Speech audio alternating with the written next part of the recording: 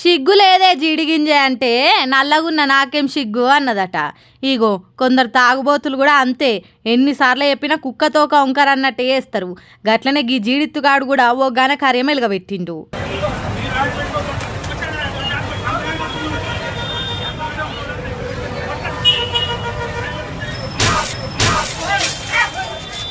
ఓరి దేవుడా, చూసిర్రా లటక్కున బస్సు అద్దం ఎట్లా వలగొట్టిండో. కృష్ణా జిల్లా ఉయ్యూరు సెంటర్లా గీ మోతవారి మోగాయన ఫుల్లు కొట్టి బస్సు ఎక్కిండట. మళ్ళీ బస్సులో సప్పుడు చేయక కూసుండా అంటే అది లేదు. ఆలీల నొర్రిపించుకుంటే యాస్ట పెట్టేసరికి బస్సులు ఉన్నోళ్ళు పోలీసు వాళ్ళకి ఫోన్ కొడితే వాళ్ళు వచ్చి పట్టుకపోయిర్రు. పోలీసులు వచ్చినాక కూడా చూడుర్రి, గింత కూడా భయం లేకుండా బస్సు అద్దాలు ఏడి కాడికి ఎట్లా వలగొడుతుండో. అరే తాగున్నాడు ఏమనొద్దని పోలీసు వాళ్ళు కూడా బురదగిచ్చి దొలకపోతుంటే మనోనికి మెదడులో పురుగు మెసులుతా ఉన్నట్టుంది. ఎవరుంటే నాకేంది అన్నట్టే దొరికిన కాడ బస్సు అద్దాలు పచ్చలు పచ్చలు చేసిండు. అన్నకు మందు కడుపులుండి ఏం సమజైతలేదు కానీ అది దిగినాక చూపిస్తారు పోలీసులు అస్సలు సినిమా.